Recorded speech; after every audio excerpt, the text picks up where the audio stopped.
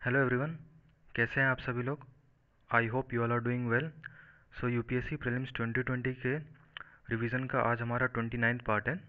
आज हम current affair से रिलेटेड कुछ इंपॉर्टेंट एमसीक्यूज यहाँ पे कवर अप करेंगे।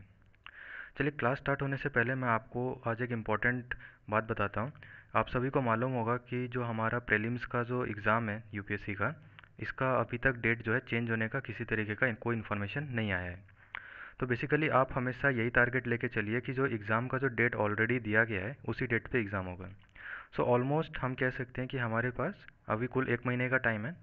तो मैंने आज से एक नया इनिशिएटिव स्टार्ट किया है ताकि हम जो अपना रिवीजन जो यहाँ पे चल रहा है, चाहे वो करंट अफेयर से रिलेटेड हो चाहे वो स्टैटिक पार्ट से रिलेटेड हो, इसे हम बूस्टअप कर सकें।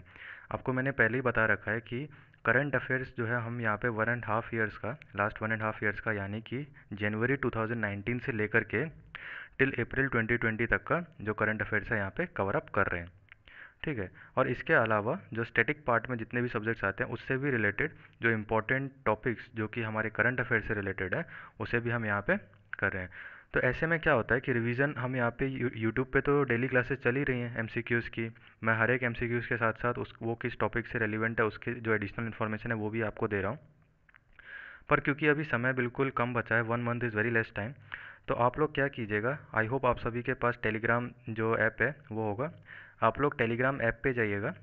टेलीग्राम ऐप पे जाने के बाद आप लोग वहाँ पे क्या कीजिएगा, वहाँ पे आप टाइप कीजिएगा जनरल अवेयरनेस। ठीक है, फुल टाइप कीजिएगा जनरल अवेयरनेस और ब्रैकेट में लिखिएगा यूपीएससी एंड एसएससी। ठीक है। तो ये मैंने इसलिए क्रिएट किया है ताकि मान के चलिए अगर कोई एसएससी का भी कैंडिडेट अगर यहाँ पे ज्वाइन करना चाहता है तो वो ज्वाइन कर सकता है। और देखिए, नॉलेज एक ऐसी चीज़ है जो कि आपको हर एक एग्ज़ाम में काम आती है। बेसिकली हमारा अभी जो प्राइम फोकस है वो क्या है, हमारा आईएएस का जो एग्ज़ाम है इसे क्लियर करने का है। ठीक है। तो अभी इस प्लेटफॉर्म को लॉन्च करने का मेन इनिशिएटिव क्या था, मेन मोटिव क्या था कि देखिए, यहाँ पे तो हम एमसीक्यूज़ डेली कर ही रहे हैं। इसके अलावा भी मैं वहाँ पे क्या कर रहा हूँ कि डेली जो है आपको as a quiz, as a poll वहाँ पे जो है एमसीक्यूज़ करा रहा हूँ। तो ऐसे में क्या होगा कि यहाँ पे तो आप एडिशनल एमसीक्यूज़ कर ही रहे हैं, प्लस वहाँ पे भी आप एक्स्ट्रा एमसीक्यूज़ करेंगे तो आपके ज़्यादा से ज़्यादा जो प्रैक्टिस है वो और बढ़ेगी। ठीक है। और एक और इम्पोर्टेंट पॉइंट क्या है कि जो एमसीक्यूज़ मैं यहाँ पे करा रहा हूँ यूट्यूब पे, ये सेम सेट ऑफ एमसीक्यूज़ जो है वहाँ पे रिपीट नहीं किए जाएंगे। ठीक है। मान के चलिए अगर यहाँ पे मैं आपको दिन में 25 to 50 एमसीक्यूज़ कराता हूँ तो वहाँ पे भी जो एमसीक्यूज़ कराए जाएंगे दिन में वो अलग होंगे इनसे बिल्कुल ही। तो ऐसे में क्या होगा, आपका जो डेली जो प्रैक्टिस है ना वो बिल्कुल मतलब एक अलग लेवल पे आ जाएगा। और फिर एग्ज़ाम में जब आप बैठिएगा तो you will be confident enough, जब क्वेश्चंस आपके सामने में आएंगे देन आपको समझ में आएगा कि आपने जो अभी तक प्रैक्टिस की थी, जो पिछले 1 महीने में, पिछले 1 डेढ़ महीने से जो आप यहाँ पे रेगुलर प्रैक्टिस कर रहे हैं ना, वो आपका वहाँ पे देखने को मिलेगा। चलिए, तो आप लोग ज़रूर वहाँ पे टेलीग्राम पे जाके सब्सक्राइब कर लीजिएगा, वहाँ पे मेरे साथ जुड़ जाइएगा उस चैनल में। और इस चैनल को जो बच्चे आज नए जुड़े हैं यूट्यूब पे, मैं उन सभी से कहना चाहूँगा कि अगर आपने पिछले लेक्चर्स को अटेंड नहीं किया है so please attend those also and subscribe to the channel, ताकि डेली जो वीडियोस अपलोड हो रहे हैं ना आप उनसे टाइम पे गो थ्रू कर सके। Otherwise when exam will be near there will be lot of MCQs, there will be lot of videos and you won't be able to go through each of them. चलिए, तो without any delay आज का जो session है इसे start करते हैं। आज के जितने भी क्वेश्चंस हैं ये मिसलेनियस टाइप है, जो करंट अफेयर्स से रिलेटेड है। तो bit from history section, bit from polity section, तो हो सकता है कि ये सभी फील्ड से होंगे यहाँ पे। चलिए, तो आज का पहला क्वेश्चन क्या कहता है, कंसिडर द फॉलोइंग स्टेटमेंट्स। यहाँ पे दो स्टेटमेंट्स दिए गए हैं and you have to tell which of them are correct. पहला स्टेटमेंट क्या है, battle of Koregaon was fought in 1818 between the Mahar community and the Peshwa Bajirao one of the Mughal confederacy. ठीक है। And what is the second statement saying, battle of Koregaon was part of the third Anglo Maratha war. तो बताइए इसका क्या right answer होगा। देखिए, पहला statement क्या कहता है कि बैटल ऑफ कोरिगांव जो है ये 1818 में फॉट किया गया था, और ये किस किस के बीच में हुआ था, महर कम्युनिटी और Peshwa Bajirao one of the Mughal confederacy के बीच में। तो सी, ये जो हमारा पहला स्टेटमेंट है ये बिल्कुल गलत है। यहाँ तक इन्होंने पहला स्टेटमेंट पे इन्होंने क्या कहा है कि बैटल ऑफ कोरिगांव जो है ना वो 1818 में फॉट हुआ था, बिल्कुल सही बात है। मैं आपको बता दूं कि जो बैटल ऑफ कोरिगांव था ये कब फाइट किया गया था, इट वॉज फॉट ऑन 1 जनवरी 1818। ठीक है। और ये जो महर वॉरियर्स थे उनके बीच में फाइट किया गया था, और पेशवा जो सेगमेंट था उससे फाइट किया गया था। लेकिन ये जो है ना, ये मोगल कॉन्फेडरेसी से बिलोंग नहीं करते थे। That is why this statement is wrong. ये किससे बिलोंग करते थे? These are from the Maratha confederacy. ठीक है। सो आई होप आपको समझ में आया होगा कि बैटल ऑफ कोरेगांव क्या है, ये कब फाइट किया गया था और ये किन के बीच में हुआ था। ये सारी बातें आपको पता चली। नेक्स्ट आपको क्या कहा गया है कि battle of Koregaon was part of the third Anglo Maratha war. बिल्कुल सही स्टेटमेंट है। जो बैटल ऑफ कोरेगांव है ये थर्ड एंग्लो मराठा वॉर का ही एक पार्ट था। आपको मालूम होगा कि ये जो जितने भी एंग्लो मराठा वॉर हुए थे ना, ये सारे अल्टीमेटली आपको जो मराठा एम्पायर था इसको काफ़ी वीकन अप कर दिया गया था, और अल्टीमेटली जो ब्रिटिश ईस्ट इंडिया कंपनी थी उन्होंने हमारे वेस्टर्न इंडिया, सेंट्रल और सदर्न पार्ट में जो था सब एस्टेब्लिशमेंट स्टार्ट कर दिया गया था। तो चलिए इसका राइट आंसर क्या होगा? Statement number 2 is correct. So option number B. Moving on to our next question. Recently Swachh Survekshan league 2020 has been released by. तो बताइए, जो स्वच्छ सर्वेक्षण लीग 2020 है इसे किसने रिलीज़ किया था? देखिए, इसका राइट आंसर क्या होगा? जो स्वच्छ सर्वेक्षण लीग 2020 है इसे रिलीज़ किया गया था ministry of home and urban affairs द्वारा। ठीक है, तो right answer is option number B. चलिए, क्योंकि यहाँ पे स्वच्छ सर्वेक्षण लीग 2020 के बारे में क्वेश्चन पूछा गया है, तो मैं आपको इससे रिलेटेड कुछ एडिशनल इन्फॉर्मेशन भी देता हूँ। एग्ज़ाम के लिए आपको क्या क्या चीज़ें जो हैं इस आपको ध्यान में रखनी है। देखिए, इस प्लेटफॉर्म का आपको यही एडवांटेज है कि आपको मेन टारगेट एमसीक्यू सिर्फ सॉल्व करना नहीं है, आपको एमसीक्यूज़ के साथ साथ वो हर एक टॉपिक जो एमसीक्यूज़ में पूछे गए हैं वो उन टॉपिक का भी मैं आपको यहाँ पे रिवीजन कराता रहता हूँ। चलिए, तो जो स्वच्छ सर्वेक्षण लीग है 2020, आपको मालूम होगा कि इसका जो मुख्य उद्देश्य था वो क्या था कि वो हर एक सिटीज़ के परफॉर्मेंस को देखता था, कि हर एक सिटीज़ के परफॉर्मेंस के बेसिस पे उनको रैंकिंग देना। और मेन परफॉर्मेंस किस चीज़ से रिलेटेड था? It was related to cleanliness. ठीक है, तो क्लीनलीनेस से रिलेटेड जो जो सर्विसेज प्रोवाइड की गई हैं उनकी मॉनिटरिंग करता था। ठीक है, तो ये स्वच्छ सर्वेक्षण लीग 2020 जो है आपको मालूम होगा कि 3 क्वार्टर्स में इसे कराया गया था। कितने क्वार्टर्स में कराया गया था इसे? 3 क्वार्टर्स में। ठीक है, तो ये जो 3 क्वार्टर्स थे आपको मालूम होगा, पहला क्वार्टर जो है ये कब से कब था? It was from April to June. Okay, first quarter was from April to June, second was from July to September. ठीक है, और जो थर्ड था वो कब से कब था? अक्टूबर से दिसंबर तक। ठीक है, ये तीनों पिछले साल 2019 में जो था हमारा, ये 3 क्वार्टर्स के बेसिस पे कराया गया था। चलिए, तो ये न्यूज़ में क्यों था ये आपको पता चल गया कि ये इसका हमारा जो स्वच्छ सर्वेक्षण लीग है इसका मेन उद्देश्य क्या था और इसका ये किस तरीके से कराया गया था। ये 3 क्वार्टर्स में कराया गया था। चलिए, तो इसके अलावा आपको स्वच्छ सर्वेक्षण लीग के बारे में आपको क्या बातें जाननी है? मैंने आपको बताया कि इसके द्वारा जो है रैंकिंग्स प्रोवाइड करे गए थे सिटीज़ को। ठीक है, तो ये जो रैंकिंग्स प्रोवाइड किए गए थे ना, ये रैंकिंग्स प्रोवाइड करने के भी 2 तरीके थे। देखिए, जो 2 कैटेगरीज में सिटीज़ को बांटा गया था इसके बारे में भी आपको क्या ध्यान रखना है। पहला क्या होता था? वो सिटीज़ जिनका पॉपुलेशन जो है 1 लाख से 1 लाख हो या फिर उससे ज़्यादा हो। ठीक है, इट इज़ 1 लाख और it is above than that. आप कह सकते हैं जिन सिटीज़ का पॉपुलेशन 1 लाख या फिर उससे ज़्यादा है वो एक कैटेगरी में आते थे, और दूसरी कैटेगरी में वो सिटीज़ आते थे जिनका पॉपुलेशन जो है 1 लाख से कम हुआ करता था। आई होप जो चीज़ें आपको क्लियर हो रही होंगी। इसके अलावा आपको किस बात को ध्यान में रखना है कि जो एनुअल असेसमेंट हुआ था, एनुअल सर्वे जो होगा 4 जनवरी से लेकर के 31 जनवरी 2020 के बीच में, 4 जनवरी से लेकर के 31 जनवरी 2020 के बीच में, तो इसमें जो है इन सभी का 25% जो है वेटेज दिया गया था इन सभी का। ठीक है, तो इसी वजह से जो स्वच्छ सर्वेक्षण लीग में जो रैंकिंग्स आई हैं सिटीज़ की, ये भी काफ़ी हद तक इम्पोर्टेंट है। तो आई होप आपको चीज़ें जो समझ में आ रही होंगी। मैंने आपको इससे रिलेटेड जो जो बातें एग्ज़ाम के रेलिवेंट है, जो आपको एग्ज़ाम में ध्यान में रखनी है, वो सारी बातें यहाँ पे बताई है।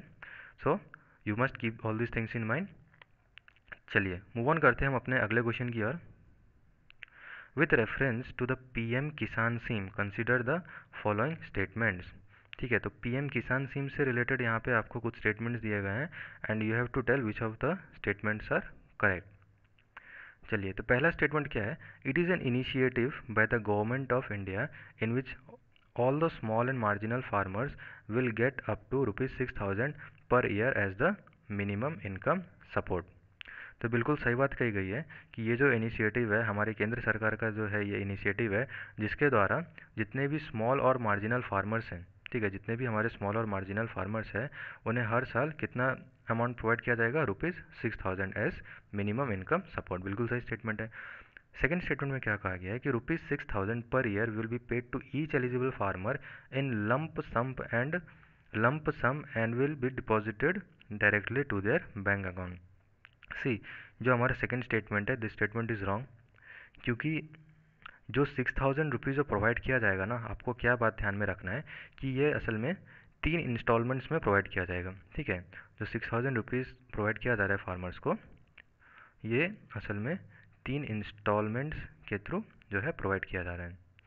Okay, so what is the third statement? It falls under the aegis of union. अच्छा, तो ये जो है third statement, this third statement is also wrong, क्योंकि जिस मिनिस्ट्री के बारे में यहाँ पर बात करी गई है, this is not the ministry जिसके अंदर में ये सीम आता है। ये सीम किसके अंदर में आता है हमारा? ये सीम आता है हमारा ministry of agriculture and farmers welfare के अंदर में, ठीक है। सो आई होप आपको समझ में आ रही होंगी चीज़ें। मैंने आपको क्या क्या चीज़ बताया पीएम किसान स्कीम के बारे में। सबसे पहला आपको क्या याद में रखना है कि ये जो स्कीम है, ठीक है, इस स्कीम के तहत जो गवर्नमेंट ऑफ इंडिया है वो सभी स्मॉल और मार्जिनल फार्मर्स को ₹6000 प्रोवाइड कर रही है as a minimum income support. दूसरा मैंने आपको क्या बताया कि ये जो ₹6000 है ये आपको 3 इंस्टॉलमेंट्स में दिया जाएगा, यानी कि हर एक इंस्टॉलमेंट में ₹2000 करके जो है फार्मर्स को दिया जाएगा, ठीक है। और ये जो जितना भी अमाउंट है, आपको एक और बात ध्यान में रखना है कि ये जो अमाउंट है ये उनके जो फार्मर्स का जो बैंक अकाउंट है उसमें डायरेक्टली डिपॉजिट होगा। तीसरा आपको क्या ध्यान में रखना है कि ये किसके अंदर में आता है? Ministry of agriculture and farmers welfare के अंदर में। So which of the statement is correct? Statement number 1 is correct, so right answer will be option number B. चलिए मूव ऑन करते हैं अपने अगले क्वेश्चन की ओर। अगला क्वेश्चन किससे रिलेटेड है? भुवंतर भुगतान योजना was sought to provide relief to farmers by providing the differential between the minimum support price and the market prices. It was launched by। अच्छा, ये जो क्वेश्चन है ना, भवंतर भुगतान योजना के बारे में जो ये क्वेश्चन है, ये आपको बिल्कुल ध्यान में रखनी है। और इसके अलावा भी और कुछ चीज़ें हैं जो कि मैं आपको बताऊंगा अभी। सबसे पहले आपको क्या ध्यान में रखना है कि ये जो भवंतर भुगतान योजना है, ठीक है, ये कौन से स्टेट का है? ये आपको क्या ध्यान में रखना है? ये मध्य प्रदेश का है, ठीक है। इसके द्वारा, इसके तहत, ठीक है, भवंतर भुगतान योजना के तहत क्या किया जा रहा है कि जो फार्मर्स है ना उनको रिलीफ प्रोवाइड की जा रही है। किस तरीके से? जो मिनिमम सपोर्ट प्राइस है, किसी भी क्रॉप का जो मिनिमम सपोर्ट प्राइस होता है और उसका जो मार्केट प्राइस है, ठीक है, इन दोनों के बीच में जो डिफरेंस होता है ना, इन दोनों के प्राइस के बीच में जो डिफरेंस होता है वो अमाउंट जो है फार्मर्स को प्रोवाइड किए जा रहे हैं। तो ये जो भवंतर भुगतान योजना है ये किसका है? मध्य प्रदेश का। चलिए, इसके अलावा, ठीक है, इसके अलावा भी आपको दो चीज़ों को ध्यान में रखना है। दो और स्कीम्स है जो कि सुर्खियों में थी, काफ़ी इंपॉर्टेंट है। लेट मी टेल यू, आप इन्हें नोट डाउन कर लीजिएगा अगर आप कहीं पे नोट डाउन कर रहे हैं तो, ठीक है। एक स्कीम आपको क्या याद रखनी है? ऋतु बंधु ऋतु बंधु स्कीम, ठीक है, ऋतु बंधु स्कीम। तो ये जो ऋतु बंधु स्कीम है ये किसका है हमारा? ये है, आपको ध्यान में रखना है कि ये है तेलंगाना सरकार का। ऋतु बंधु स्कीम जो है it is from Telangana government, ठीक है। तो इस स्कीम के तहत क्या होता है कि हर एक सीजन में जो फार्मर्स हैं उनको कितना प्रोवाइड किया जाता है? ₹4000 पर एकड़ प्रोवाइड किया जाता है, ठीक है। बिल्कुल आपको ध्यान में क्या रखना है कि ऋतु बंधु स्कीम है, ये तेलंगाना गवर्नमेंट का है और इसके तहत हर फार्मर को प्रत्येक एकड़ ₹4000 हर एक सीज़न में प्रोवाइड किया जाता है। चलिए, और देखिए एक और स्कीम इंपॉर्टेंट है, आपको ध्यान में रखना है, ये आपने सुना भी होगा आई होप, KALIA, ठीक है। ये जो कालिया स्कीम है, कालिया यानी कि आपको इसका फुल फॉर्म क्या होता है? कृषक assistance for livelihood and income augmentation, ठीक है। तो ये जो कालिया स्कीम है ये किसका है? ये उड़ीसा सरकार का है, ठीक है, it is of Orissa government.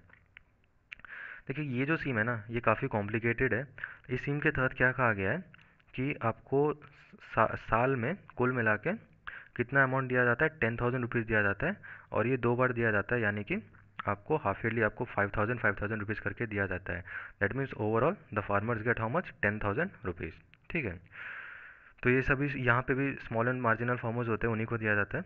So I hope अब आपको समझ में आ रहा होगा आपको कौन कौन से स्कीम्स याद में रखने हैं। एक तो भवंतर भुगतान योजना के बारे में मैंने आपको बताया, मध्य प्रदेश गवर्नमेंट का है। उसके बाद मैंने आपको ऋतु बंधु स्कीम के बारे में बताया, ये तेलंगाना गवर्नमेंट का है। और जो कालिया स्कीम है ये उड़ीसा गवर्नमेंट का है। इसके अलावा जो जो चीज़ें मैंने आपको बताई ना इसके बारे में, कि जो भवंतर भुगतान योजना में एमएसपी और मार्केट प्राइस के डिफरेंशियल को प्रोवाइड किया जाता है, इस बात को भी आप ध्यान में रखिएगा। सिमिलरली ऋतु बंधु स्कीम में जो है 4000 रुपीज़ पर एकड़ पर सीजन जो है फार्मर्स को दिया जाता है। This also you have to keep in mind. And similarly in Kalia scheme जो हर साल आपको 10,000 रुपीज़ प्रोवाइड किया जाता है, किस तरीके से आपको 5,000 के बेसिस पे। चलिए मूव ऑन करते हैं अपने अगले क्वेश्चन की ओर। Consider the following statements about the national infrastructure pipeline. तो नेशनल इंफ्रास्ट्रक्चर पाइपलाइन से रिलेटेड जो है यहाँ पे आपको स्टेटमेंट्स दिए गए हैं and you have to tell which of the statements are correct. चलिए पहला क्वेश्चन क्या है, पहला स्टेटमेंट क्या है, national infrastructure pipeline will ensure that infrastructure projects are adequately prepared and launched. तो बिल्कुल सही स्टेटमेंट है। जो हमारा नेशनल इंफ्रास्ट्रक्चर पाइपलाइन है ये क्या इंश्योर करता है कि जितने भी इंफ्रास्ट्रक्चर प्रोजेक्ट्स हैं, ठीक है, ये बिल्कुल सही समय पे इन्हें प्रिपेयर किया गया है और इन्हें लॉन्च किया गया है। नेक्स्ट क्या है यहाँ पर, what is the next statement saying that the regulation and the monitoring, ठीक है, जो रेगुलेशन और मॉनिटरिंग से रिलेटेड यहाँ पे बात करी गई है, will be under the sole prerogative of the ministry of finance. ठीक है, तो हमारा सेकंड स्टेटमेंट क्या कहता है कि इससे रिलेटेड जितने भी मॉनिटरिंग होगी ये हमारे मिनिस्ट्री ऑफ फाइनेंस के अंदर में आएंगी। तो सी हमारा सेकंड स्टेटमेंट जो है this is a wrong statement. Let me tell you, जो नेशनल इंफ्रास्ट्रक्चर पाइपलाइन जो है, ठीक है, इसके तहत जितनी भी मिनिस्ट्रीज़ हैं, ठीक है, जितनी भी मिनिस्ट्रीज़ हैं वो सभी रिस्पॉन्सिबल होंगे इन प्रोजेक्ट्स के मॉनिटरिंग के लिए। ठीक है, ताकि इससे होगा क्या, सभी अलग अलग मिनिस्ट्रीज़ को क्यों दिया गया है, ताकि अगर एक मिनिस्ट्री केवल करती है तो उसमें ज़्यादा टाइम कंज्यूम हो सकता है। ठीक है, तो अगर हर एक मिनिस्ट्री जो है करेगी तो ये टाइमली जो है इसका implementation हो पाएगा। What is the third statement? That central government and the state government have an equal share of 50% each in the national infrastructure pipeline। तो यहाँ पे आपको फंडिंग से रिलेटेड बात कही गई है। तो देखिए हमारा जो थर्ड स्टेटमेंट है ये भी हमारा रॉन्ग है। आपको क्या ध्यान में रखना है कि जो फंडिंग पैटर्न है ना इसका नेशनल इंफ्रास्ट्रक्चर पाइपलाइन का, इसमें सेंट्रल गवर्नमेंट का जो शेयर है ये कितना है, it is 39%। Okay, central government का जो शेयर है इट इज़ 39%। इसके अलावा जो स्टेट गवर्नमेंट का जो शेयर है इट इज़ ऑल्सो 39%। ठीक है, तो 39 और 39 अगर दोनों आप जोड़ दें तो आपको पता चलेगा कि कितना हुआ, 78%। तो बचता कितना है, 22%। तो ये जो 22% आपका बच रहा है ये असल में प्राइवेट सेक्टर्स के लिए। आई होप आपको समझ में आ रहा होगा कि इसमें जो फंडिंग पैटर्न है नेशनल इंफ्रास्ट्रक्चर पाइपलाइन में, इसमें सेंट्रल गवर्नमेंट का और स्टेट गवर्नमेंट का दोनों का इक्वल शेयर है, कितना है, 39%। वही जो 22% रिमेनिंग है वो किसका है, प्राइवेट सेक्टर के लिए। ठीक है, it is for the private sector.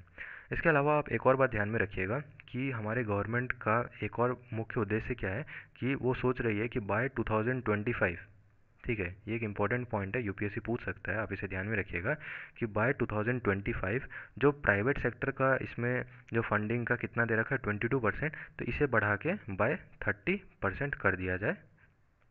I hope आपको समझ में आ रहा होगा कि बाय 2025 जो सेंट्रल गवर्नमेंट है वो क्या चाहती है कि जो प्राइवेट सेक्टर है इसका फंडिंग जो है 22% से बढ़ा के 30% कर दिया जाए। चलिए, तो इसका क्या होगा, इसका right answer, which of the above statements are correct, only statement 1 is correct, so right answer will be option number A. चलिए मूव ऑन करते हैं हम अपने अगले क्वेश्चन की ओर।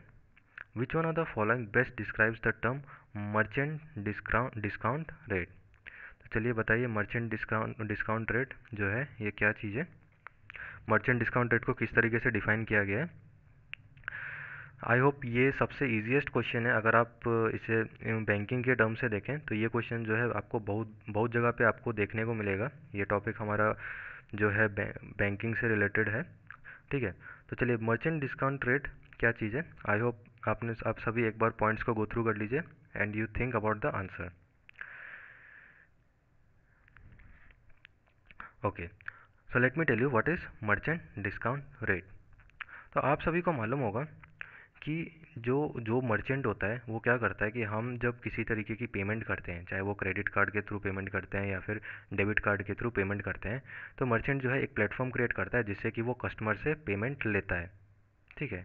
तो ये जो ऑनलाइन पेमेंट का जो सिस्टम है ना, जो कि मर्चेंट कस्टमर से लेता है, चाहे वो क्रेडिट के कार्ड से हो चाहे वो डेबिट कार्ड से हो, तो इसकी वजह से जो है बैंक क्या करती है, उस मर्चेंट से एक फ़ीस चार्ज करती है, जिसे जिसे कि मर्चेंट डिस्काउंट रेट कहा जाता है। ठीक है।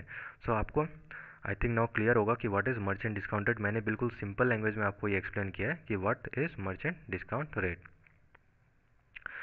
Okay. So what will be the right answer है? आप यहाँ पे देख रहे हैं कि ऑप्शन नंबर सी में लिखा हुआ है कि the charge to a merchant by bank for accepting the payments from his customers through the banks debit card. ठीक है। तो इधर भी बीट इधर बैंक डेबिट कार्ड और बीट अगर डेबिट कार्ड की जगह पे क्रेडिट कार्ड भी लिखा रहता है, सो आप लोग कंफ्यूज नहीं होइएगा, ये कोई इससे फ़र्क नहीं पड़ता है। ठीक है। अच्छा, ये जो मर्चेंट डिस्काउंट रेट है ना, अगर आपने मेरे पिछले लेक्चर्स को अटेंड किया है तो इनिशियली जब मैं आपको कुछ सीम्स के बारे में पढ़ा रहा था और जब इकॉनमी सेक्शन से मैंने आपके कुछ लेक्चर्स अटेंड लिए थे, तो एमडीआर से रिलेटेड मैंने आपको कुछ और इम्पॉर्टेंट बातें भी बताई थी। जैसे कि मैंने आपको बताया था कि जनवरी ऑनवर्ड से जो नए रूल्स लागू किए गए थे, जैसे कि जिन कंपनीज़ का टर्नओवर 50 करोड़ या फिर उससे ज़्यादा है तो उनके लिए क्या रूल है। ठीक है। यूपीआई क्यूआर कोड के बारे में मैंने आपको बताया था। ठीक है। और मैंने आपको बताया था कि जो एमडीआर फीस है वो किन किन के लिए चार्जेबल नहीं होगा। ठीक है। तो ये सारी बातें मैंने आपको बताई थी। तो अगर आपने जो है मेरा वो लेक्चर अटेंड नहीं किया है, सो प्लीज़ मैं इसीलिए कह रहा हूँ कि आप पिछले जितने भी लेक्चर्स मैंने कराए उन्हें एक बार ज़रूर गो थ्रू कीजिएगा। चलिए, moving on to our next question. Consider the following statements regarding the renaming of the states in India.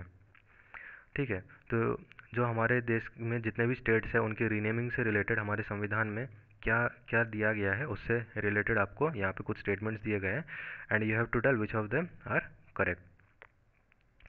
चलिए, पहला स्टेटमेंट क्या कहता है कि the procedure of renaming of the state can be initiated by either the parliament और the state legislature. ठीक है। तो बिल्कुल सही स्टेटमेंट है कि किसी भी स्टेट को अगर रीनेम करना हो तो उसका जो प्रोसीजर है वो किसी भी पार्लियामेंट में के थ्रू द्वारा मतलब उसे स्टार्ट किया जा सकता है या फिर किसी भी स्टेट लेजिस्लेचर के द्वारा जो है इसे स्टार्ट किया जा सकता है। अच्छा, चलिए मैं इसके बारे में आपको कंप्लीट एक प्रोसेस बता देता हूँ ताकि आपको उसके बाद जो है ये करने में दिक्कत नहीं होगा इस क्वेश्चन को। ठीक है। तो मैंने आपको क्या बताया सबसे पहले कि ये जो है किसी भी पार्लियामेंट या फिर किसी भी स्टेट लेजिस्लेचर द्वारा ये इनिशिएटिव लिया जा सकता है। तो इसका प्रोसीजर क्या है आप सभी को मालूम होगा कि जो रीनेमिंग ऑफ स्टेट्स है, ठीक है, इसके लिए हमें पार्लियामेंट्री अप्रूवल की ज़रूरत होती है। ठीक है। आपने आर्टिकल्स पढ़े होंगे, पॉलिटी में आपने आर्टिकल्स पढ़े होंगे तो आपको मालूम होगा कि ये आर्टिकल 3 एंड 4 में ये कम्प्लीटली लिखा गया है कि जो रीनेमिंग ऑफ स्टेट्स है इसके लिए हमें पार्लियामेंट्री अप्रूवल की ज़रूरत होती है। तो इसके बाद होता क्या है कि मान के चलिए कि किसी भी रीनेमिंग ऑफ स्टेट से लेकर के बिल पास किया जाता है, तो वो बिल जो है पार्लियामेंट में इंट्रोड्यूस होने से पहले, ठीक है, उसे प्रेसिडेंट की रिकमेंडेशन होनी चाहिए। ये पॉइंट आपको ध्यान में रखना है कि सबसे पहले उसको क्या होना चाहिए, प्रेसिडेंट का रिकमेंडेशन मिलना चाहिए, तब वो पार्लियामेंट में इंट्रोड्यूस होता है।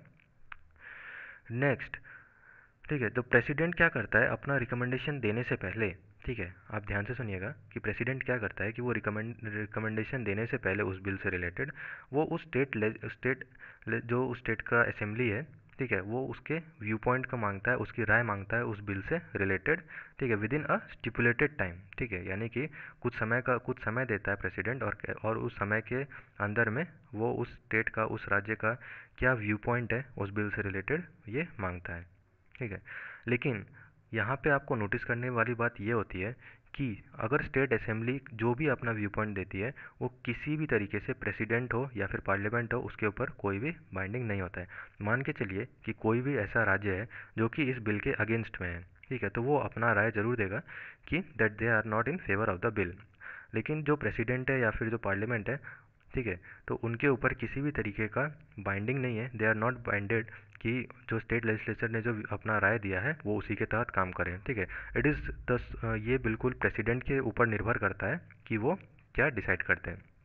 चलिए, तो उसके बाद जो प्रेसिडेंट है क्या करता है, मैंने आपको बताया कि वो स्टेट असेंबली जो है उसका मतलब व्यू पॉइंट लेता है।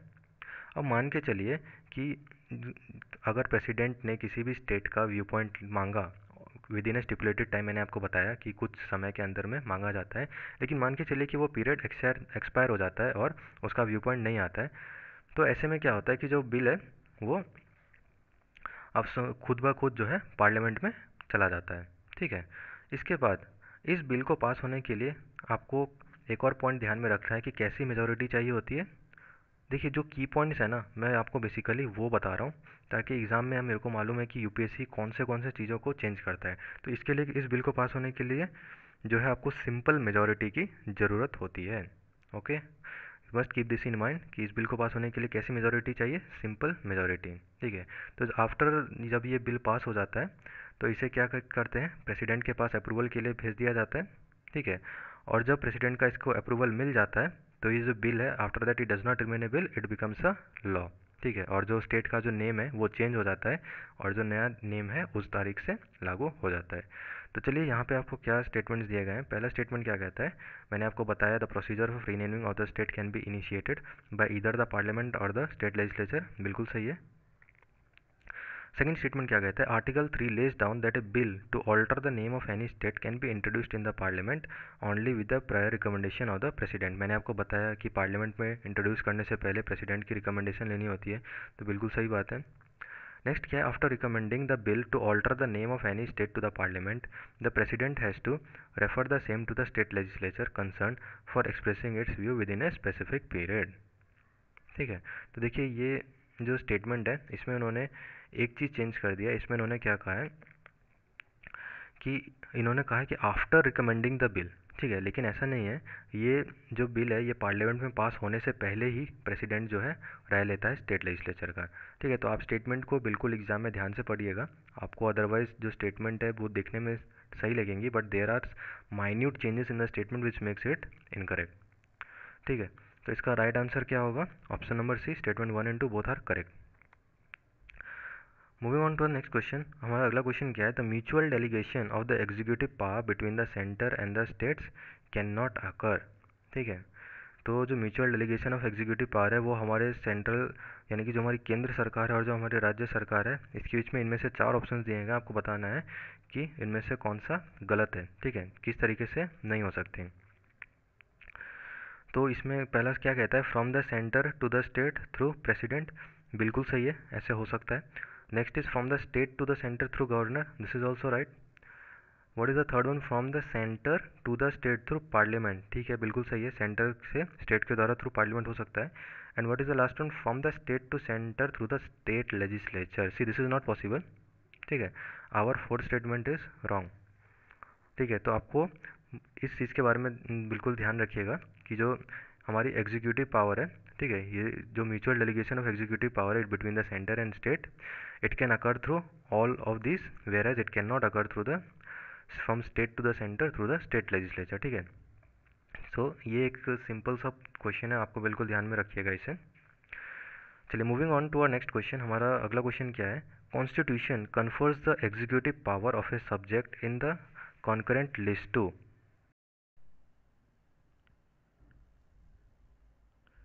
तो कॉन्करेंट लिस्ट में जो सब्जेक्ट्स हैं, आपको मालूम है कि कॉन्करेंट लिस्ट में जो सब्जेक्ट्स हैं ये यूनियन और स्टेट गवर्नमेंट्स, ठीक है, दोनों से मैटर करते हैं ये सब्जेक्ट। ठीक है, तो आपको इसमें क्वेश्चन में क्या पूछा गया है कि जो कॉन्करेंट लिस्ट है इसमें जो सब्जेक्ट्स आते हैं उसके जो एग्जीक्यूटिव पावर है वो संविधान ने किसे दिए हैं।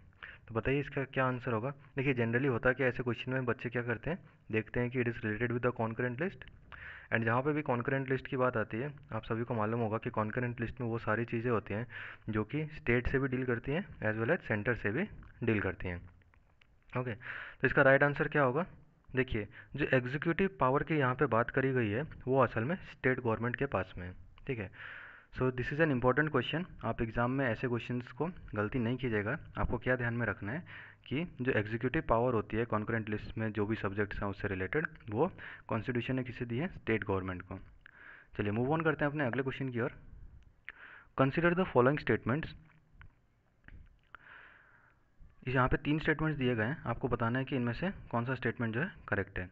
पहला स्टेटमेंट क्या कहता है कि Guru Govind Singh and the Tansen were contemporaries. ठीक है, तो बिल्कुल गलत स्टेटमेंट है ये, they were not contemporaries. What is the second statement saying, Followers of the Sikh faith religiously followed the morals and the codes और the discipline set up by the गुरु गोविंद सिंह। तो बिल्कुल सही बात कही गई है कि जो सिख रिलीजन है, जो सिख धर्म है, उसके जितने भी फॉलोअर्स हैं वो सभी गुरु गोविंद सिंह द्वारा जो मॉरल्स दिए गए थे, जो डिसिप्लिनरी कोड्स दिए गए थे, उन सभी को फॉलो करते हैं। ठीक है। And what is the third one? Guru Tegh Bahadur the 9th Sikh Guru known for the introduction of the turban to cover the hair. तो जो सिख लोग जो टर्बन पहनते हैं, ठीक है, आप सभी को मालूम है जो सिख लोग टर्बन पहनते हैं, इस स्टेटमेंट के मुताबिक क्या कहा गया है कि वो गुरु तेज बहादुर द्वारा जो है दिया गया था। तो बताइए क्या ये स्टेटमेंट करेक्ट है? See this statement is also wrong, because ये जो कॉन्सेप्ट है टर्बन का, ये जो टर्बन पहनने की जो प्रथा है उनकी, ये गुरु तेज बहादुर द्वारा नहीं बल्कि गुरु गोविंद सिंह द्वारा ही की गई थी। ठीक है, तो इसका राइट आंसर क्या होगा? Only statement number 2 is correct, so option number B. चलिए इस क्वेश्चन से रिलेटेड, क्योंकि ये न्यूज़ में भी था, तो मैं आपको इस क्वेश्चन से रिलेटेड कुछ एडिशनल इन्फॉर्मेशन दे देता हूँ गुरु गोविंद सिंह से रिलेटेड। चलिए सबसे पहले आपको क्या ध्यान में रखना है कि जो गुरु गोविंद सिंह थे, ठीक है, जो गुरु गोविंद सिंह थे वो 10th सिख गुरु थे। He was the 10th Sikh गुरु। ठीक है, सबसे पहली बात आपको क्या ध्यान में रखना है कि जो गुरु गोविंद सिंह थे वो 10th सिख गुरु थे।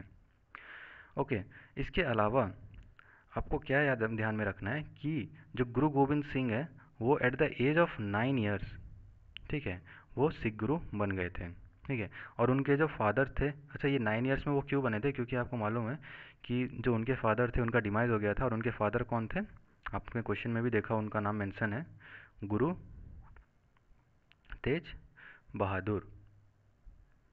ठीक है, तो जो गुरु तेज बहादुर थे ये इनके फादर थे, और ये कौन सा? ये he was the 9th Sikh गुरु। ठीक है, he was the 9th Sikh गुरु। सो आपको आई होप यहाँ तक चीज़ें समझ में आ गई होंगी कि क्या क्या चीज़ मैंने आपको बताया। गुरु गोविंद सिंह जो है he was the 10th Sikh Guru. Next is वो 9 साल की उम्र में ही जो सिख गुरु बन गए थे because of the demise of his father. उनके फादर का क्या नाम था? गुरु तेज बहादुर, और वो 9th सिख गुरु थे। इसके अलावा गुरु गोविंद सिंह के बारे में आपको क्वेश्चन में भी एक चीज़ आपको देखने को मिला था कि जो ये टर्बन जिससे कि हेयर को कवर किया जाता है, ये किसके द्वारा लागू किया गया था, किसके द्वारा इंट्रोड्यूस करा गया था? तो ये भी जो है गुरु गोविंद सिंह द्वारा ही इंट्रोड्यूस करा गया था।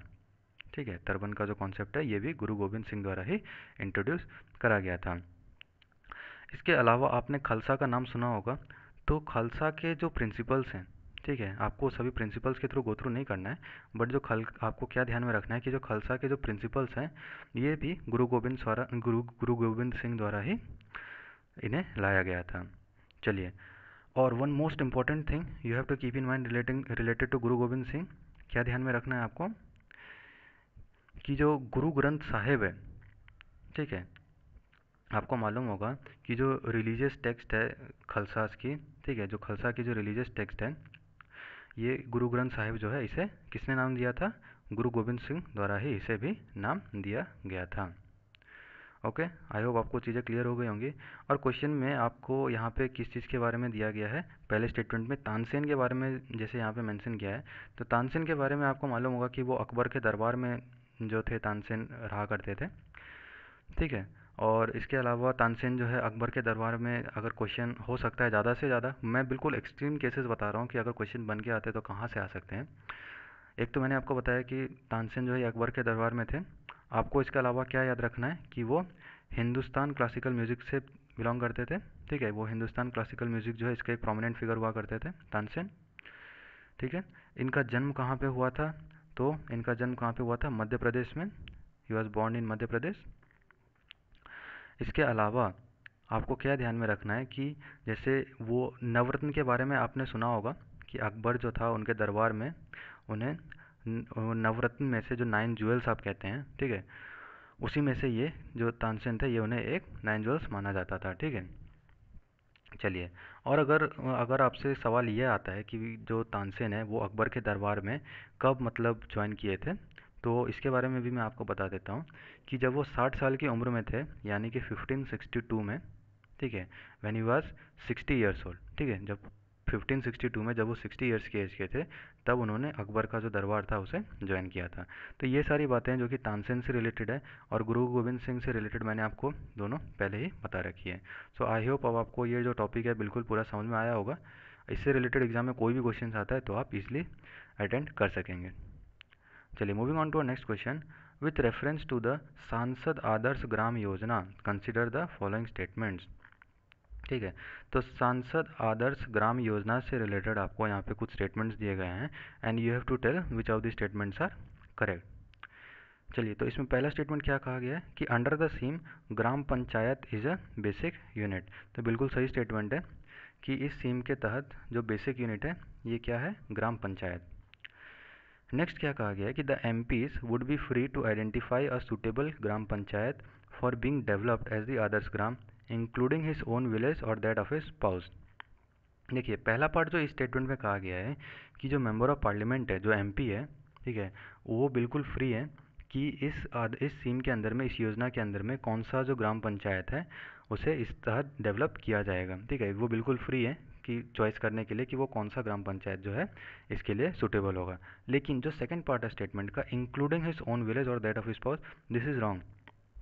ठीक है, क्योंकि इस योजना के तहत क्लियरली मेंशन किया गया है कि जो एमपी है, ठीक है, जो एमपी है वो अपने विलेज को जो है इसमें इंक्लूड नहीं कर सकता और ना ही अपने स्पाउस के विलेज को। अदरवाइज मैक्सिमम केसेस अगर ये इंक्लूड करने का इसमें प्रावधान दे दिया जाता है तो ये सीधी सी बात है कि कोई भी एमपी होगा वो अपने ही एरिया को, अपने ही विलेज को देने का पूरा ट्राई करेगा। सो आपको किस बात को ध्यान में रखना है कि इस आदर्श ये जो स्कीम है इसके तहत एमपी जो है वो बिल्कुल फ्री हैं कि वो कौन सा ग्राम पंचायत जो है इसके तहत डेवलप होगा, लेकिन वो इसमें अपने विलेज को या फिर अपने स्पाउस के विलेज को इसमें इंक्लूड नहीं कर सकते हैं। Next is nominated MPs, second statement is wrong, nominated MPs में choose a gram panchayat from the rural area of any district in the country. बिल्कुल सही बात करी गई है। देखिए, एमपी जो है आपको तीन तरीके के एमपीज आपको मालूम होगा। एक होता है लोकसभा के एमपीज, ठीक है, तो लोकसभा एमपीज है, राज्यसभा एमपीज है और नॉमिनेटेड एमपीज है। ठीक है, तो आपको क्या ध्यान में रखना है कि जो लोकसभा के जो एमपीज है ना, ठीक है, वो अपने कॉन्स्टिट्यूंसी में से, अपने ही कॉन्स्टिट्यूंसी के अंदर से किसी भी ग्राम पंचायत को सिलेक्ट कर सकते हैं। आपको समझ में आ रहा होगा, मैंने आपको लोकसभा के एमपी के बारे में बताया कि वो अपने कॉन्स्टिट्यूंसी के किसी भी ग्राम पंचायत को सेलेक्ट कर सकते हैं। नेक्स्ट क्या होता है हमारा, राज्यसभा। तो राज्यसभा के बारे में आपको क्या ध्यान में रखना है कि राज्यसभा अपने स्टेट के अंदर, ठीक है, अपने स्टेट के अंदर जितने भी रूरल एरियाज़ हैं उसमें से किसी भी ग्राम पंचायत को, किसी भी डिस्ट्रिक्ट के ग्राम पंचायत को सेलेक्ट कर सकते हैं। आई होप आपको समझ में आया होगा कि लोकसभा एमपीज और राज्यसभा एमपीज के बीच में क्या डिफरेंस है। नेक्स्ट आता है नॉमिनेटेड एमपीज। तो जो नॉमिनेटेड एमपीज है ना, वो हमारे पूरे देश में किसी भी, हमारे देश के किसी भी डिस्ट्रिक्ट के, किसी भी रूरल एरियाज़ के किसी भी डिस्ट्रिक्ट में जो है ग्राम पंचायत को सेलेक्ट कर सकते हैं। आई होप आपको समझ में आ रही होगी बात। So our third statement is correct. What is the fourth one, primarily the goal is to develop 5 others grams 1 per year, बिल्कुल सही है, will be selected and developed by 2024। तो बिल्कुल बात सही कही गई है कि मुख्य उद्देश्य क्या है, गोल क्या है, to develop 5 others gram by 2024। तो राइट आंसर इसका क्या होगा, our statement number 1, 3 and 4 is correct. So right answer will be option number C. चलिए moving on to our next question, consider the following statements about the members of parliament local area development scheme. ठीक है, तो यहाँ पे आपको एमपीलेट SIM जो है इससे रिलेटेड आपको तीन स्टेटमेंट्स दिए गए हैं। You have to tell which of them is correct. पहला स्टेटमेंट क्या कहता है कि MPLAD is an ongoing central sector scheme which was launch during the 9th 5-year plan. ठीक है, तो क्वेश्चन में क्या कहा गया है कि जो एमपीलेट है ये एक सेंट्रल सेक्टर सिम है। बिल्कुल सही बात है कि ये एक सेंट्रल सेक्टर सिम है और इसे लॉन्च किया गया था 9th 5-year प्लान में। देखिए, इस क्वेश्चन के बारे में आपको जानने के लिए अब 5 years प्लानिंग के बारे में आपको जानना जरूरी है। सो this is what I was telling you in the previous lecture कि जो यूपीएससी है वो एक ही क्वेश्चन में बहुत सारे क्वेश्चंस को पुटअप करने की उसकी हैबिट होती है। ठीक है, तो चलिए मैं आपको बता देता हूँ कि जो एमपीलेट है, ठीक है, ये एक सेंट्रल सेक्टर सिम है, लेकिन इसे कब लॉन्च किया गया था, it was not launch during 9th 5-year plan. इसे लॉन्च किया गया था क्योंकि इसे लॉन्च किया गया था 1993-1994 में, जो कि हमारा 9th 5-year प्लान के अंदर में नहीं आता है। So our first statement is wrong. Second क्या है, द मिनिस्ट्री ऑफ स्टैटिस्टिक्स, ठीक है, the ministry of statistics and programme implementation has been responsible for the policy formulation, release of funds and prescribing the monitoring mechanism for the implementation of the same. बिल्कुल सही statement है ये। इस सीम के implementation के लिए भी जितनी भी पॉलिसी फॉर्मुलेशन है, जितनी भी हमारी मॉनिटरिंग मैकेनिज्म है, ये सभी किसके अंदर, कौन से मिनिस्ट्री के अंदर में आती है? Ministry of statistics and programme implementation. So our second statement is correct. What is the third statement saying? The annual MP Lets Fund entitlement per MP constituency is rupees 2 crore. तो एनुअली जो कितना दिया जाता है हर एक कॉन्स्टिट्यूंसी के MP को? 2 करोड़ इस स्टेटमेंट के तहत कहा गया है। लेकिन this is wrong. Let me tell you, it is not 2 crore, it is how much? It is rupees 5 crore. ठीक है, so our third statement is also wrong. तो आई होप आपको समझ में आया होगा member of parliament local area development scheme की। देखिए यही फ़ायदा होता है एमसीक्यूज़ के थ्रू। मैं आपको जो यहाँ पे एमसीक्यूज़ करा रहा हूँ, मैंने आपको बताया एक एक स्टेटमेंट के बारे में, जो करेक्ट होना चाहिए वो भी बताया, और member of parliament local area development scheme से रिलेटेड यहाँ पे कौन से क्वेश्चन बन जाते हैं वो की पॉइंट्स भी मैंने आपको यहाँ पर बताएं। चलिए इसका क्या आंसर होगा? Our statement number first and third is wrong, so the correct is only second, so option number B. Moving on to our next question, consider the following statements. यहाँ पे आपको दो स्टेटमेंट दिए गए हैं, you have to tell which of them is correct. पहला statement क्या कहता है? Registration of the political parties is governed by the provisions of section 25A of the representation of the people act 1951। ठीक है, तो जो पॉलिटिकल पार्टीज का जो रजिस्ट्रेशन है वो किसके तहत किया जाता है? किसके तहत किया जाता है? सेक्शन 25A लिखा है। दिस इज़ रॉन्ग, आप सभी को मालूम होगा कि it is section 29A not 25A। ठीक है, so our first statement is wrong. आपको क्या ध्यान में रखना है कि जो रजिस्ट्रेशन ऑफ पॉलिटिकल पार्टीज है it is govern by the provisions of section 29A of the representation of people act 1951। नेक्स्ट क्या है यहाँ पे? आर्टिकल 324 ऑफ the constitution provides that the power of the superintendence, direction and control of elections to the parliament, state legislature, then office of the president of India, बिल्कुल सही है, parliament भी सही है, स्टेट लेजिस्लेचर भी सही है, office of president of India, then office of vice president of India, right, and the local government. अच्छा, यहाँ पे इन्होंने लोकल गवर्नमेंट को मेंशन किया है, will be vested in the election commission.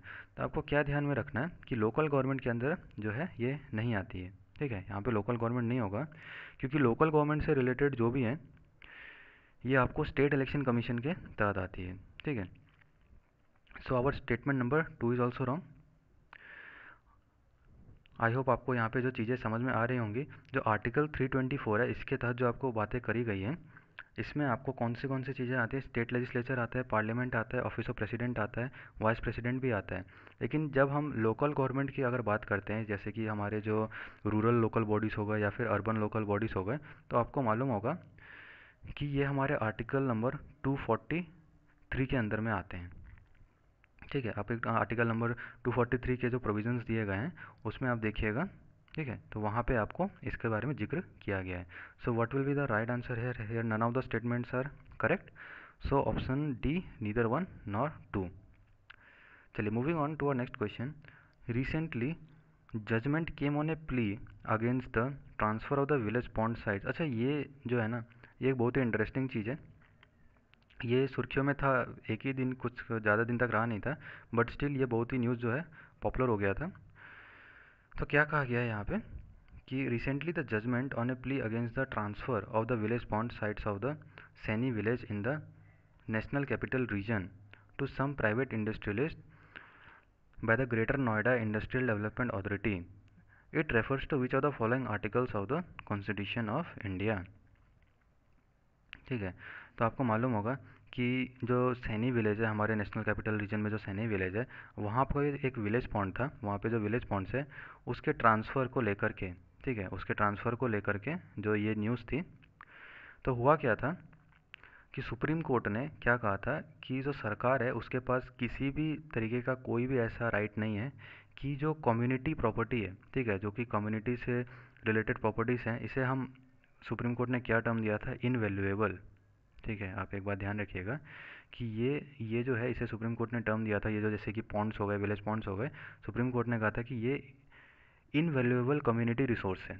ठीक है, तो इनवैल्यूएबल कम्युनिटी रिसोर्स जैसे कि जो वाटर पॉन्ड है, इसका केंद्र सरकार के पास कोई भी अधिकार नहीं है कि वो इसे कोई भी पावरफुल पीपल या फिर इंडस्ट्रियलिस्ट जो है उनको इसे ट्रांसफ़र कर सके, ताकि इसका बेसिकली इसे वो कमर्शियलाइज़ कर सके, ठीक है, कि जो केंद्र सरकार है वो इन सब प्रॉपर्टीज़ को कमर्शियलाइज़ नहीं कर सकती है।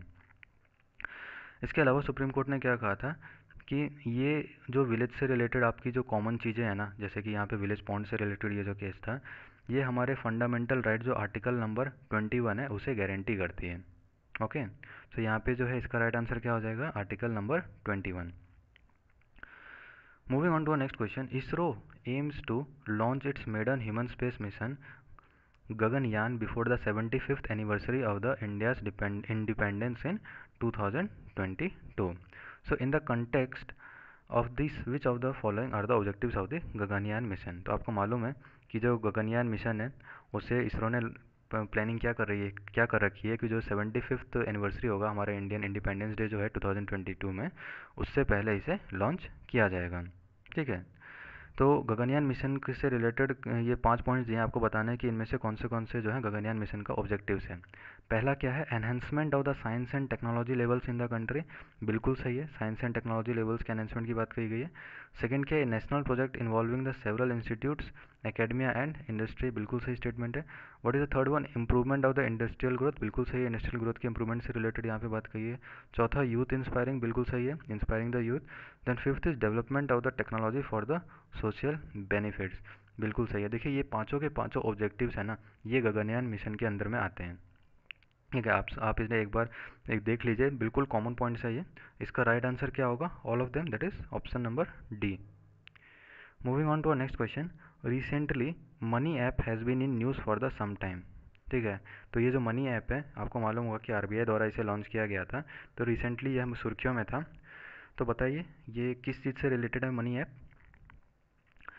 देखिए ये जो मनी ऐप है ना, ये असल में विजुअली इम्पेयर्ड पीपल जो हैं, विजुअली चैलेंज पीपल जो होते हैं उनके लिए है, ताकि वो करेंसी नोट्स के जो डिनोमिनेशन है, ठीक है, वो उन्हें आइडेंटिफाई कर सकें। So right answer will be option number B. अच्छा, इससे रिलेटेड ये जो मनी ऐप है ना, इससे रिलेटेड मैं आपको एक और बात बता दूं कि ये जो ऐप है ना, ये किसी भी नोट के कोई भी नोट जो है वो कितना, वेदर इट इज़ जेन्युइन, ठीक है, वो जेन्युइन है कि नहीं, ये चीज़ लेकिन ये ऐप जो है डिसाइड नहीं कर सकता है। ठीक है, तो हो सकता है कि UPSC rather than asking it as one liner, वो इसके दो स्टेटमेंट्स बना दे कि मनी ऐप के बारे में वो एक स्टेटमेंट ये दे दे कि ये आरबीआई द्वारा लॉन्च किया गया है, और दूसरा स्टेटमेंट जो है वो ये दे दे कि इससे जो है ये जो नोट्स होते हैं वो वेदर इट इज़ जेन्युइन और नॉट, ये बात जो है डिसाइड किया जा सकता है।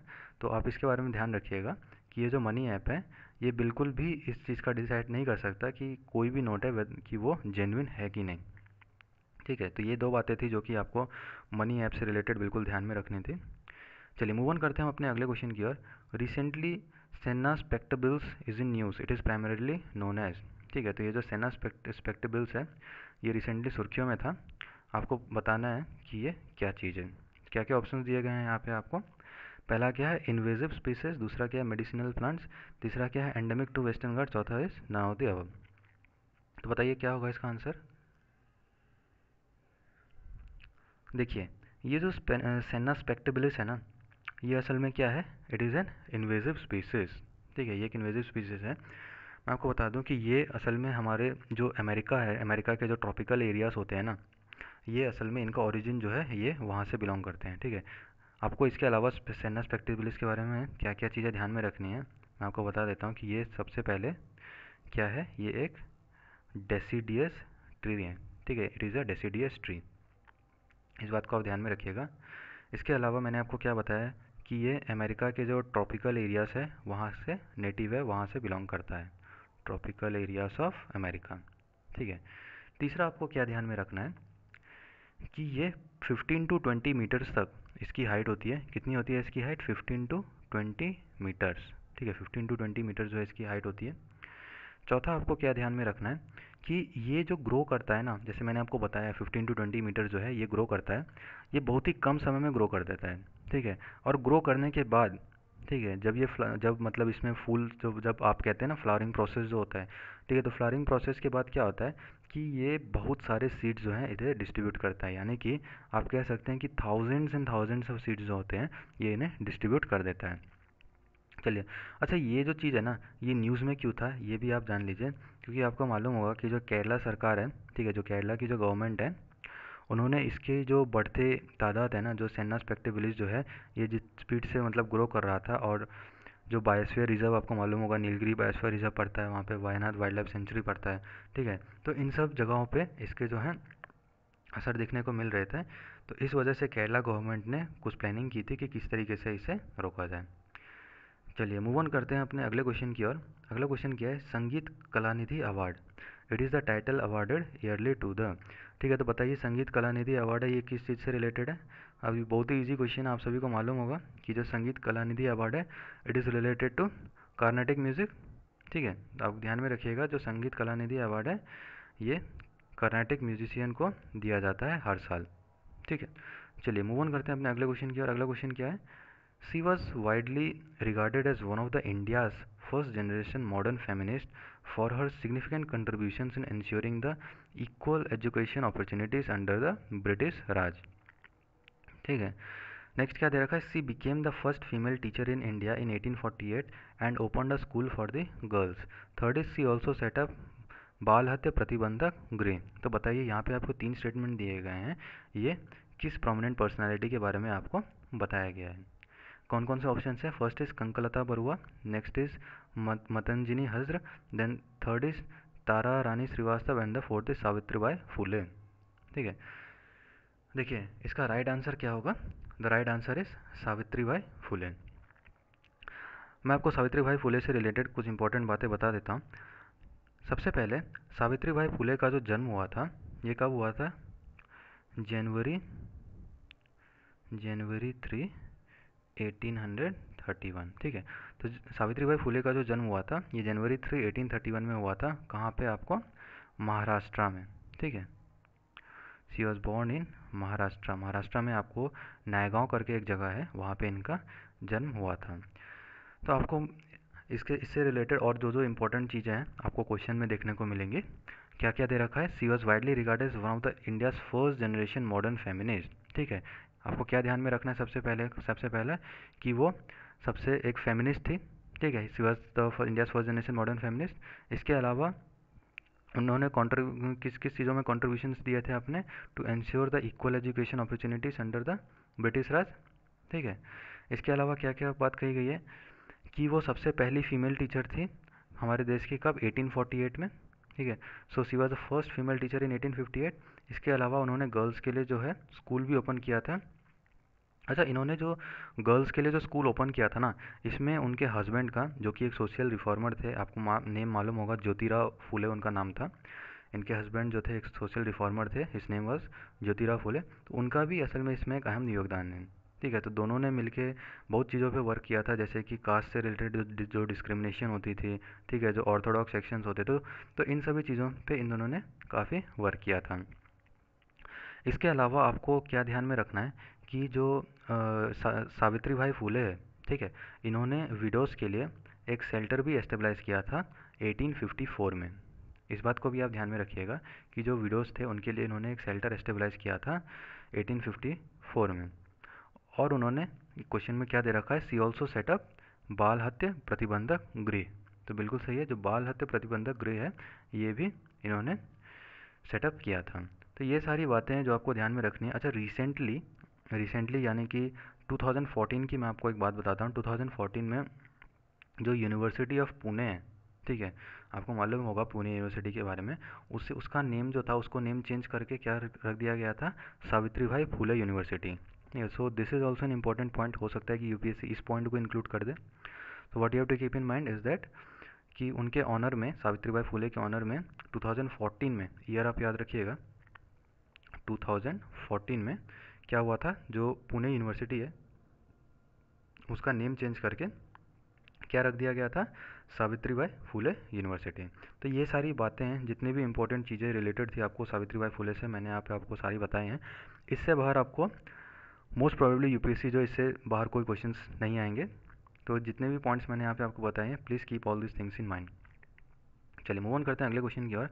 Consider the following statement, there are two statements given here, you have to tell which of the statements are, there are three statements given here, you have to tell which of the statements are correct. चलिए पहला statement क्या कहता है, with an idea to bring the universities under the control Lord Curzon appointed the Raleigh commission. तो बिल्कुल सही statement है। आपको मालूम होगा कि जो लॉर्ड कर्जन थे ये लॉर्ड डलहौसी के सक्सेसर होते थे, ठीक है। तो इन्होंने जो यूनिवर्सिटीज़ थी, जितने भी यूनिवर्सिटीज़ थी, उन्हें अपने कंट्रोल में लाने के लिए क्या किया था, रेले कमीशन का जो है इन्होंने सेटअप किया था। चलिए सेकंड स्टेटमेंट क्या कहता है कि the Raleigh commission had no Indian member. See, ये स्टेटमेंट हमारा रॉन्ग है। आपको मालूम होगा, अगर आपने रेले कमीशन के बारे में पहले सुना है, तो रेले कमीशन जो है उसके अंदर में हमारा सिर्फ एक, not much, only one, we had an Indian member also. उसका क्या नाम था, सैयद हुसैन, सैयद हुसैन बेलग्रामी, ठीक है। उनका क्या नाम था, जो एक मेंबर जो रेले कमीशन जो था उसके अंदर में एक इंडियन मेंबर भी था जिनका क्या नाम था, सैयद हुसैन बेलग्रामी, ठीक है। इस नेम को आप ध्यान में रखिएगा, इस नेम वाज सैयद हुसैन बेलग्रामी। चलिए what is the third statement saying that Indian universities act 1904 founts it genesis in the Rayleigh bill. तो बिल्कुल सही स्टेटमेंट है। जो इंडियन यूनिवर्सिटीज एक्ट 1904 के बारे में जो कहा गया है that it founds it genesis in Raleigh bill, this is also correct. चलिए तो इसका राइट आंसर क्या होगा, our statement number 1 and statement number 3 is correct, so option number B. चलिए moving on to our next question, which of the following reforms which of the following reforms happened during the tenure of the Lord Curzon. तो Lord Curzon के time पे इनमें से कौन से जो चीज़ें थी हुई थी आपको बताना है। सो सबसे पहला क्या दे रखा है आपको, पुलिस रिफॉर्म्स। तो जी हाँ, जो पुलिस रिफॉर्म्स है बिल्कुल ये हमारे लॉर्ड कर्जन के टाइम पे हुई थी। Second is establishment of the agricultural research institute इन गुवाहाटी। तो देखिए ये जो है ये गलत है। असल में एग्रीकल्चरल रिसर्च इंस्टीट्यूट जो था इसका एस्टेब्लिशमेंट हुआ था, but it was not held in Guwahati. ये कहाँ पे हुआ था आपको मालूम है, पूसा करके एक जगह है, ठीक है।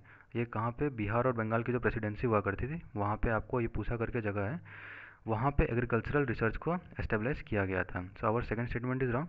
What is the third is setting of imperial cadet corps. Setting of imperial cadet corps जो है बिल्कुल सही स्टेटमेंट है। इम्पीरियल कैडेट क्रॉप्स जो है इसे सेटअप किया गया था। And what is the fourth one, the ancient monument act 1904, ठीक है। तो बिल्कुल सही स्टेटमेंट है। जो एंशियंट मॉन्यूमेंट एक्ट 1904 है ये बिल्कुल लॉर्ड कर्जन के टाइम पर ही हुआ था। और ये एंशियंट मॉन्यूमेंट एक्ट का मेन उद्देश्य क्या था कि जितने भी मॉन्यूमेंट्स हैं आर्कियोलॉजिकल इंपॉर्टेंस है जिसका, उसका डिस्ट्रक्शन करना ये एक ऑफेंस कहलाया जाएगा, ठीक है। तो ये जितने भी चीज़ें हैं लॉर्ड कर्जन के टेन्योर में ही हुई थी। So what is the right answer here, our first, third and fourth statement is right, so option number C. चलिए moving on to next question, which of the following pairs are correctly matched. तो यहाँ पे आपको कुछ commissions दिए गए हैं, आपको बताना है कि इनमें से कौन सा जो है करेक्ट है। पहला क्या है आपको, लेयल कमीशन। तो लेयल कमीशन का क्या दे रखा है इन्होंने, लॉर्ड लैंडसोन। देखिए ये गलत है। जो लेयल कमीशन है ये किसके अंदर आया था, लॉर्ड एल्जिन, ठीक है। किसके अंदर था ये, Lord Elgin two, Lord Elgin second के अंदर में, ओके। तो आपको, अच्छा ये जो इनका जो टेन्योर था ना, लॉर्ड एल्जिन टू सेकंड का जो टेन्योर था, इससे रिलेटेड एक और इम्पॉर्टेंट चीज़ आपको क्या ध्यान में रखनी है कि आपको मालूम होगा कि जो चैपेकर ब्रदर्स थे उन्होंने ब्रिटिश ऑफिशियल्स के 2 सीनियर्स को असैसिनेट किया था इसी दौरान, ठीक है। अच्छा इसके अलावा ये जो लेयल कमीशन है, वैसे इसका मेन क्या, ये कमीशन क्यों सेटअप किया गया था, क्योंकि आपको मालूम था कि फैमाइंस काफ़ी हो रहे थे उस समय पे, काफ़ी सूखा पड़ रहा था। तो उसी के ऊपर में जो था उस इशू से डील करने के लिए लेयल कमीशन को सेटअप किया गया था, किसके द्वारा, लॉर्ड एल्जिन टू के द्वारा। Next is Hunter education commission. तो बताइए हंटर एजुकेशन कमीशन जो है ये किसके द्वारा किया गया था। तो देखिए हंटर एजुकेशन कमीशन जो है ना ये किया गया था लॉर्ड रिपन के द्वारा, ठीक है। किसके द्वारा किया गया था, लॉर्ड रिपन के द्वारा, ठीक है। हंटर कमीशन लॉर्ड रिपन के द्वारा किया गया था। आई होप आपको समझ में आ रहा होगा यहाँ पे चीज़। नेक्स्ट क्या है हमारा, रिचर्ड स्ट्रेचे कमीशन। तो बताइए रिचर्ड स्ट्रेचे कमीशन जो 1880s में आया था ये किसके द्वारा किया गया था, ये किया गया था लॉर्ड लिटन के द्वारा, ठीक है। ये किसके द्वारा किया गया था, लॉर्ड लिटन के द्वारा। ठीक है, तो ये भी बेसिकली जो था फेमाइंस के इशू से रिलेटेड जो था इसके लिए किया गया था। चलिए, तो आई होप आपको तीनों समझ में आ गए होंगे। आपको क्या क्या ध्यान में रखना है कि जो लेल कमीशन है वो किसके द्वारा किया गया था, लॉर्ड एल्जिन टू के द्वारा। हंटर एजुकेशन कमीशन जो है ये किसके द्वारा किया गया था, लॉर्ड रिपन के द्वारा। और जो रिचर्ड स्टैची कमीशन है ये किसके द्वारा किया गया था, लॉर्ड लिटन के द्वारा। So which of the what is the it is us which of right the correct answer. यहाँ पे तीनों जो है हमारे गलत है, तीनों match the followings. So it will be option number D. Now consider the following statements. Which of the given statements are correct? यहाँ पे आपको दो statements दिए गए हैं. You have to tell which of them is correct. पहला statement क्या कहता है? In the राज्य सभा, the deputy speaker heads the committee of the privileges. बिल्कुल सही statement है. राज्य सभा में जो deputy chairperson होता है वो प्रिविलेज कमेटी को हेड करता है. सेकंड क्या है, द स्पीकर और the Rajya Sabha chairperson is the first level of scrutiny of a privilege motion in their respective houses. तो जी हाँ, बिल्कुल ये भी स्टेटमेंट जो है बिल्कुल करेक्ट है. जो स्पीकर होता है लोकसभा का या फिर जो चेयरमैन होते हैं, जो राज्यसभा का जो चेयरपर्सन होता है, he is the first level of security. ठीक है, जब भी उनके रिस्पेक्टिव हाउसेज में कोई भी प्रिविलेज मोशन जो है पास किया जाता है. सो इसका राइट आंसर क्या होगा, option number C, that is both the statements are correct. Next is recently Kalapani territory issue was in news, the issues is between India and. अच्छा, ये जो क्वेश्चन है ना, ये क्वेश्चन तो अभी तक आपने अगर जो एसएससी के बच्चे जो लोग एग्ज़ाम दे रहे हैं उसमें भी पूछा होगा, तो करंट अफेयर्स में उनको भी ये क्वेश्चन पूछा गया था कि ये जो कालापानी टेरिटरी है ये किन दो देशों के बीच में है. तो आपको मालूम होगा कि ये असल में इंडिया और नेपाल के बीच में है. ये जो कालापानी जो बॉर्डर है, इससे रिलेटेड जो डिस्प्यूट है, कालापानी बॉर्डर से रिलेटेड जो इशू है असल में, ये किस किस के बीच में है, ये इंडिया और नेपाल के बीच में है. चलिए मूव ऑन करते हैं अपने अगले क्वेश्चन की और. Which of the following pairs are correctly matched. अच्छा, ये आज का हमारा लास्ट क्वेश्चन भी है. आई होप आप सभी इसका बिल्कुल करेक्ट आंसर दे पाएंगे. तो यहाँ पे आपको डिफेंस से रिलेटेड ये क्वेश्चन पूछा गया है और आपको बताना है कि कौन सा जो चीज़ है यहाँ पे कौन से कंट्री से बिलोंग करता है. पहला क्या है, मिग 29. तो देखिए मिग 29 जो है क्या दे रखा है, यूएसए. It is wrong. आपको मालूम होगा जो मिग 29 है ये किससे बिलोंग करता है, it belongs from Soviet union. ठीक है, ये किससे बिलोंग करता है, सोवियत यूनियन से. नेक्स्ट क्या दे रखा है, रेफेल फ्रांस. तो बिल्कुल जी हाँ, रेफेल के बारे में तो सबको मालूम ही होगा, अभी फ्रांस से बिलोंग करता है. तीसरा क्या है, ग्रिपेन इसराइल. ठीक है, तो बताइए ग्रिपेन क्या इसराइल से है. So it is also wrong. Gripen जो है ये किससे बिलोंग करता है, स्वीडन से. ठीक है, सो आई होप अब आपको चीज़ें समझ में आई होंगी. आई होप आपने इसका आंसर पहले भी करेक्टली सोच रखा होगा. मिग 29 जो है ये सोवियत यूनियन से बिलोंग करता है. राफेल जो है ये कहाँ से है, फ्रांस से. और जो ग्रिपेन है ये कहाँ से है, स्वीडन से. ठीक है, तो इसका राइट आंसर क्या हो जाएगा, only option number 2 is correct, that is Rafale belongs from France. So option number A. चलिए आज का जो सेशन है हम इसे यहीं पे एंड करते हैं. तो आई होप आप सभी को सेशन पसंद आया होगा.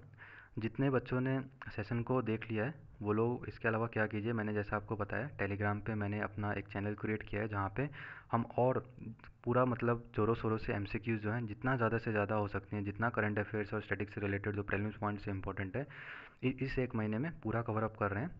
सो आप मेरे साथ वहाँ पे जुड़ जाइए. वहाँ पे मैं एमसीक्यूज़ जो है प्रोवाइड कर रहा हूँ और बहुत ही मज़ा आएगा वहाँ पे, क्योंकि जो क्वेश्चंस हैं मैं MCQs as a poll type कर रहा हूँ. अदरवाइज़ अगर मैं पीडीएफ के थ्रू एमसीक्यूज़ आपको प्रोवाइड करता हूँ तो होगा क्या कि आपको पहले से ही वहाँ पे आंसर्स रहेंगे. तो ऐसे में आपका जो है खुद से आंसर देने का जो होता है ना, जो आप क्या होता है कि अगर पीडीएफ प्रोवाइड करता हूँ वहाँ पे question and answer both are there, तो ऐसे में क्या होता है कि हम लोग कभी कभार आंसर्स को पहले ही देख लेते हैं. So that should not happen. इसलिए मैंने वहाँ पे पोल टाइप क्विज टाइप वहाँ पे मैंने स्टार्ट किया है. तो आप लोग मेरे साथ वहाँ पे जुड़ जाइए. आपको क्या टाइप करना है वहाँ पे, जनरल अवेयरनेस ब्रैकेट में लिखिएगा यूपीएससी एंड एसएससी. ठीक है, और वहाँ पे जुड़ जाइएगा. इसके अलावा जो भी बच्चे यहाँ पे नए जुड़े हैं मैं उनसे कहना चाहता हूँ कि आप लोग चैनल को सब्सक्राइब कर लीजिए ताकि डेली ये क्लासेस आपको बिल्कुल डेली चलेंगी. यूपीएससी जब तक प्रीलिम्स का एग्ज़ाम नहीं आ जाता डेली चलेंगी ये क्लास. और बिल्कुल मैं आपको वो सारे कंटेंट प्रोवाइड कर रहा हूँ जो कि एग्ज़ाम पॉइंट से इंपॉर्टेंट है. Okay, so please subscribe to the channel. इसे शेयर कीजिए ज़्यादा से ज़्यादा मात्रा में ताकि जितने भी सीरियस एस्पिरेंट हैं वो हमारे इस प्लेटफॉर्म से जुड़ सकें. यहाँ पे जितने भी चीज़ें हैं बिल्कुल फ्री हैं. इसके बहुत एडवांटेजेस हैं. सबसे पहला तो it is free. Next is जितना भी एड्स है यहाँ पे डिसेबल कर रखा है मैंने, तो आपको जब आप पढ़ रहे होंगे तो बीच में किसी तरीके का एडवर्टाइजमेंट नहीं आएगा ताकि किसी तरीके का डिस्टर्बेंस नहीं है यहाँ पे. तीसरा ये कि कोई भी पेड अप कोर्स यहाँ पे नहीं कराया जाएगा, ठीक है। यहाँ पे किसी भी चीज़ का कोई भी पैसा आपसे नहीं लिया जाएगा। Everything is free. आप टेलीग्राम पे भी जाइए, वहाँ पे भी मैं जितने एमसीक्यूज प्रोवाइड करूँगा एवरीथिंग विल बी फ्री, ठीक है। हमारा मुख्य उद्देश्य जो है पैसा कमाना नहीं है, इस बात को आप ध्यान में रखिएगा। चाहे 10 बच्चे ही क्यों ना जुड़े इस प्लेटफॉर्म पे, चाहे 100 बच्चे ही इस प्लेटफॉर्म से पढ़ रहे हैं, हमारा मुख्य उद्देश्य क्या है, हमें एग्ज़ाम क्लियर करना है, ठीक है। सो आई होप आपके पास तक मेरी बातें पहुंच रही होंगी, मैं क्या कहना चाहता हूं। तो चलिए आज का जो सेशन है इसे यहीं पे ख़त्म करते हैं। मैं जल्दी अपने अगले सेशन के साथ यहाँ पे आऊँगा। Till then study hard, take care everyone, God bless you all guys. Thank you very much.